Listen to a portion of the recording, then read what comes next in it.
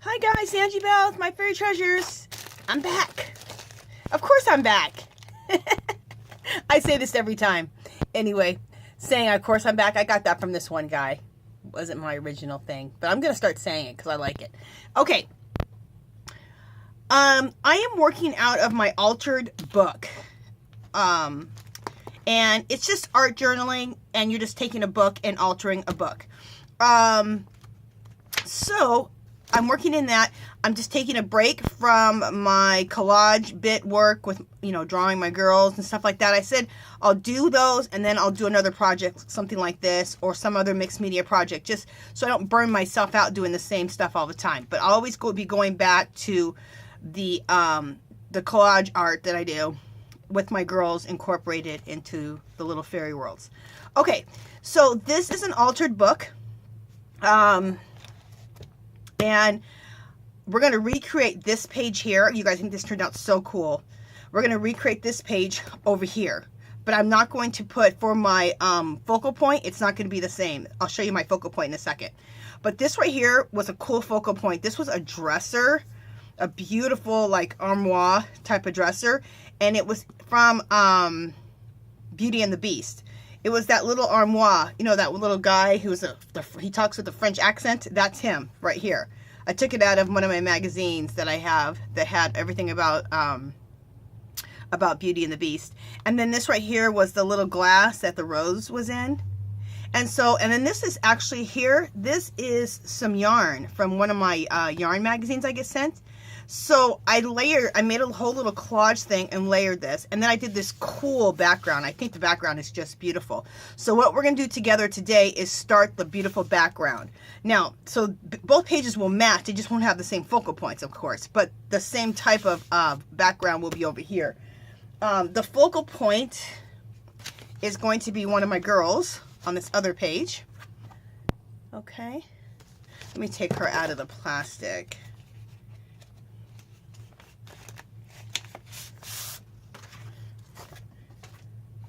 Okay, so will be this girl here. So I'll be cutting her out.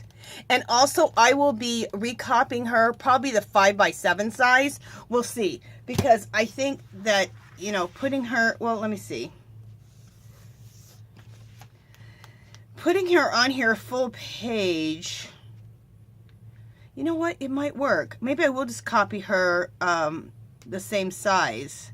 I'm going to make a copy, like I said, because this is already a painting that I did, and I don't want to ruin that.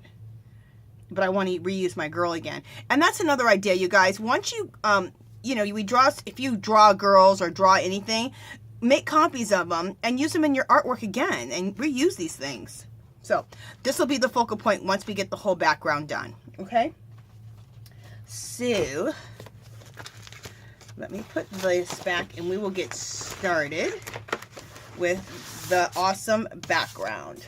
Okay, so one thing I like to do is I like to take 2 pages at a time, and that will be a nice base to work off of. So glue 2 pages together, which we'll do. Another thing, how you prepare your book is you want to look for a book that's bound together by sewing. Okay, so you go and try to find the middle. Well, you have different signatures. So you're going to go try to find each signature. And then that signature in the middle it will be sewn. So you want the signatures that are sewn together. That's the kind you want. I'm just looking to see if I can find one really quickly and show you. And that's how you remove pages. Okay, right here. This one is the middle of this, which I've already taken pages out. But I'll take another page out. So, see this right here? I'm able to take out the whole thing, pretty much. And then save these too, because you can use them to make pockets. Okay, see how I just took that out? And look, see how they come out? So you can go through each signature of your book if they're sewn in and remove pages out so that you can make an altered book like this. So that you rip out pages, of course, so that, because it'll be too full if you don't rip out some pages. And how many pages depends on how full your book is, and you'll know as you go along.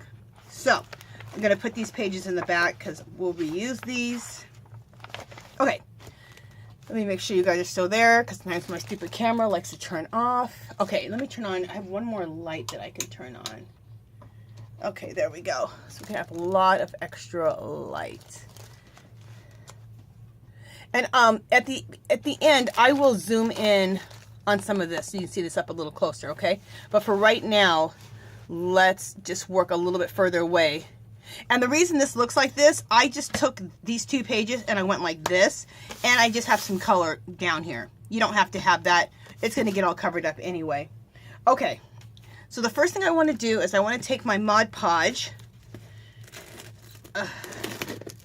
I make my own homemade Mod Podge out of Elmer's glue, water, and I get some clear matte acrylic spray. I spray about 8 of them, 8 sprays. About 8 sprays of this, and it makes it like a more like a matte medium. Okay, but on the cheap, so it's great. When you like to do as much art as I do, you need to figure some things out. Okay, I need my main brush. There it is. Okay.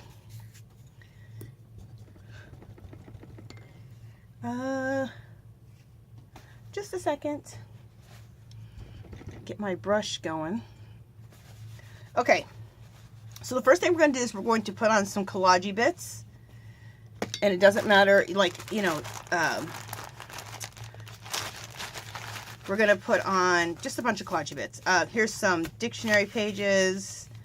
We'll just start. Dictionary pages, music notes, book pages, everything. Okay, just a second. I'm also going to throw some napkin too.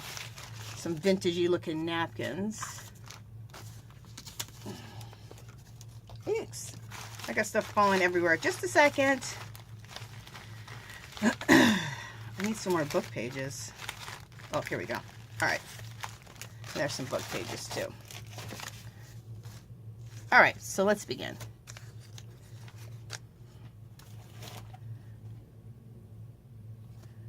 Okay. So the first thing I always like to start out with is just collage bits. If you're into junk journals, you can use a lot of stuff from your junk journals too that you think is cool to use as collage bits like this. I go into, because I used to junk journal, and so I go into my junk journal stash. Like this is from my junk journal, this like word search, and a lot of things are coffee dyed because of when I from all my junk journaling. So coffee dyeing some papers will be really cool. It will add another dimension to your art, I think. Or books that are really yellowed. Oh, I'll tell you what I forgot to do. I forgot to, remember I told you about the 2 pages? We're going to glue the 2 pages together. So let me do that. But before I do that, I got to put a piece of plastic in, or a piece of wax paper. I'm trying to get started so quickly that I almost messed up. Okay.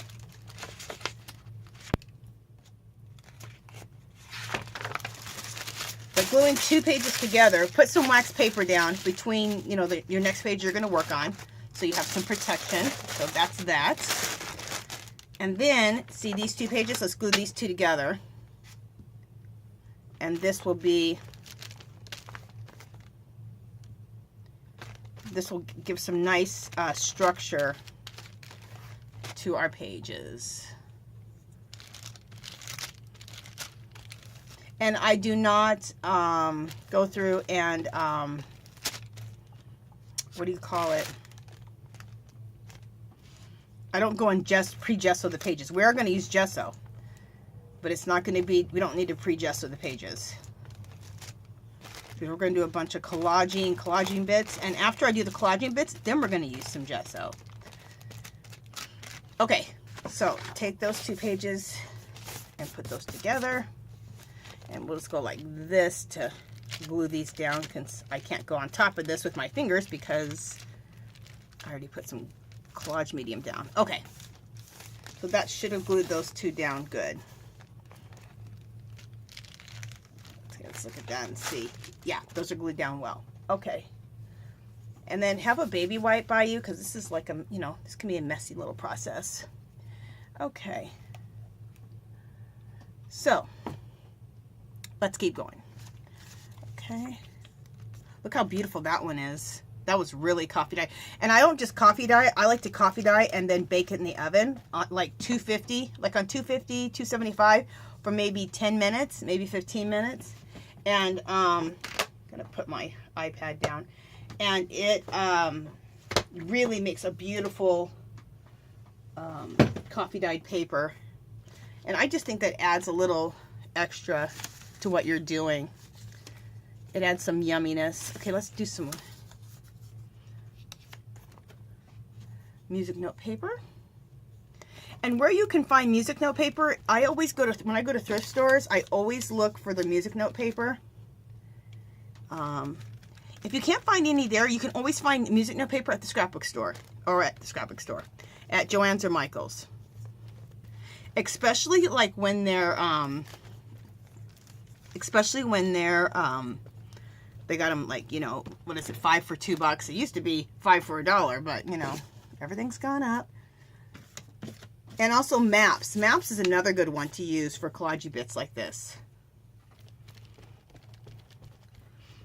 If I could grab some maps and I would know where they're at. Let me just see if I don't. I might have some map right here. Just a second.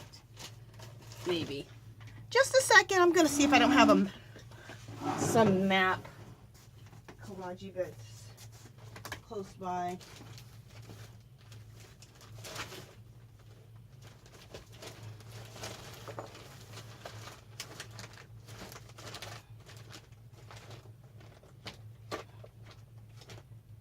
I don't think I do know where any is, like, really quickly.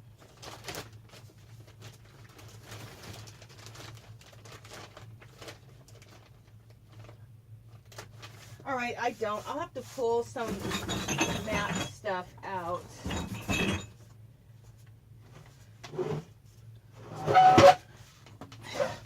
But anyway, you can always buy scrapbook paper that's maps, scrapbook paper that is, what else? My brain is going. That's music note paper. So,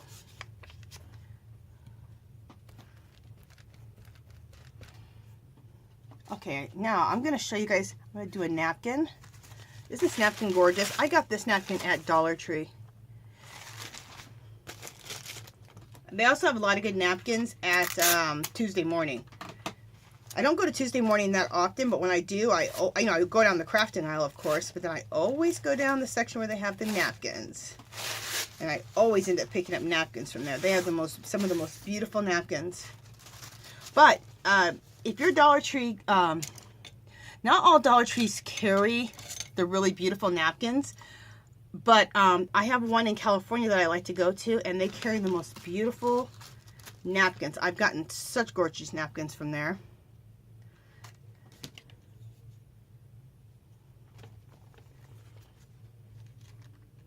All right, so we're going to put that napkin down. Awesome.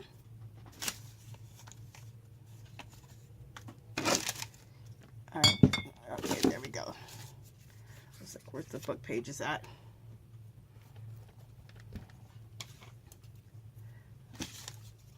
More music notes.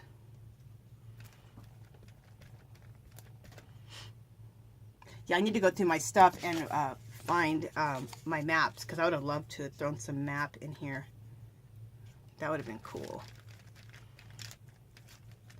And this gets covered up, but it peekaboos through the background. So that's what's cool about it. Just a second, guys. I just thought about some map stuff that I might know where it's at. Oh, yes, I do. Okay. See this roll right here? Isn't this fabulous? This is a roll I got from Hobby Lobby last year for like $1.50 or something. Ridiculous. And this is like a city map. I'll show you. I'm just going to rip a piece off. But look, isn't that cool? So, I'm going to put some of this right now and use it. Fabulous.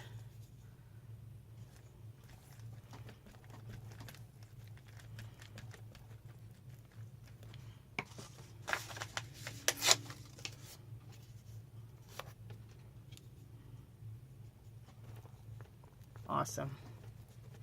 Love it. And we'll use some more music notes. And it's just the same MO this whole time.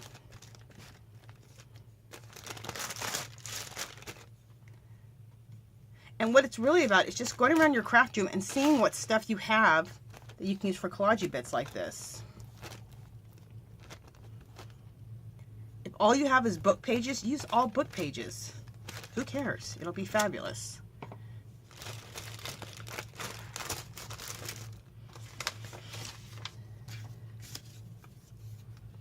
But if you start doing this type of work, you know, it's in your head all the time. So every time you go somewhere, you'll start collecting this kind of stuff if you haven't already.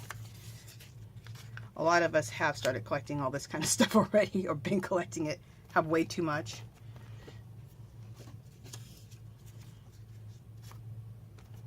Okay.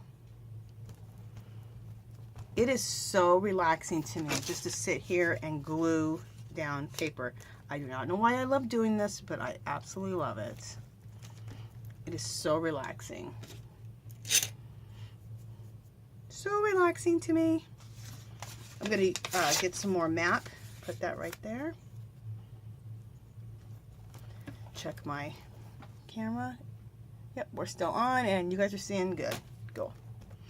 All right, I'm going to use some more napkin. We'll do some napkin right there.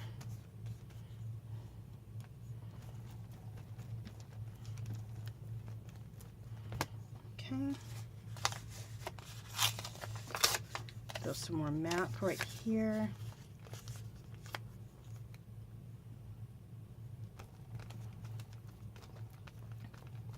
And you know, I bet you I have even more different types of maps in my collage bits over here, and I just have to go and look for it, but this is good. We got enough choices. And that's the thing too. Sometimes limit yourself with how much stuff you pull out, or you're just working in such a mess because you got way too much pulled. So right now I actually have a good amount of stuff pulled. I have a couple of stencils, some distressed inks, some distressed paints, a few napkins, like not too much stuff. Sometimes something for safe for pulling just too much crap out. It actually makes it harder to work when you have too much pulled. And believe me, I'm very guilty of that, of just pulling way too much out. So I'm glad that I haven't pulled out too much. Something to be said with working with a limited palette.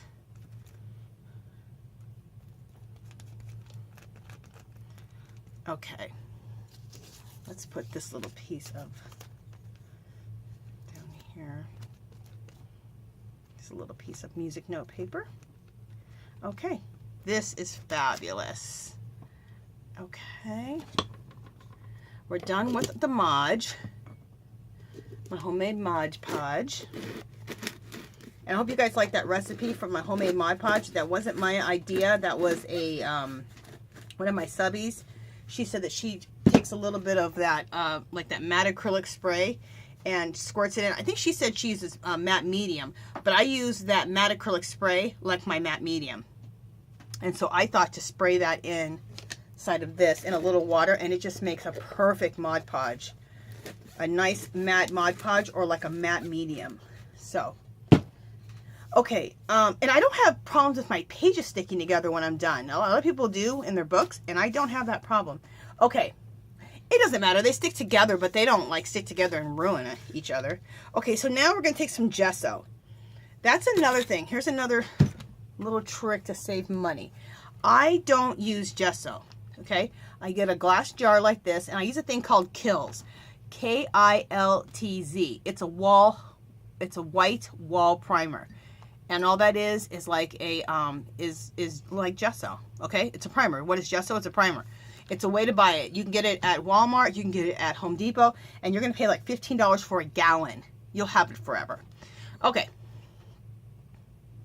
Moving on. So this right now is, you know, needs to dry, right? This, your Mod Podge needs to dry. I'm gonna take my, gesso and go right on the top of this really lightly. okay? And the reason I'm going right on top of the wet glue, you guys, what it does is when you can still see through it. And when you're done, when it dries, it crackles. So then there's another cool texture. Exciting, huh? Okay, so I'm trying to put, and I have a real light hand when I'm doing this because I want to be able to see what's underneath it still. But what this does is it lays down a light foundation so that you're going to get a peekaboo effect. And also it lays down a foundation so that you can put, we're going to do distress paint and inks and all that over this. And it gives it a base for all that to happen on. But then it gives a peekaboo through still to what we just did, right? And I do want to wipe off a little bit of gesso right here. There's a couple areas where it's just a little, you know, I'm just going to go like this. I don't want it too heavy. There we go. So if you feel like you can't see through your gesso, like you can't see some of the stuff that you just put down, just wipe it off a little bit with a baby wipe or a wet paper towel. See how you can still see through that? Okay. What you're trying to do is we're trying to create layers and layers and layers and layers. And when you do that, you're able to actually, you're able to see a little of this and a little of that, a little peekaboo. And that's what makes it really, really magical, is all the layers. And being able to see through and like, how did she create all that? Well, it's a million different layers. Okay. So what we're going to do is we're going to go ahead and let that dry. We're going to let this dry overnight. So this is part one. There'll probably be like 3 or 4 parts to this. We'll let this dry overnight and come back in the morning, which will be part 2. And we will use, in part 2, we'll start using, we're going to use Tim Holtz Distress stuff. I'm so excited. I just got this. This was clearance for $1.25, regularly like $5 or $6 at Hobby Lobby. So look out for these. I'm going to use Distressed Walnut Stain. I'm going to use Distress Oxide, so that's going to be cool. I'm going to use Distress Spray Stain. I'm going to use Faded Jeans. I'm going to use Distress Spray Stains Tumbled Glass.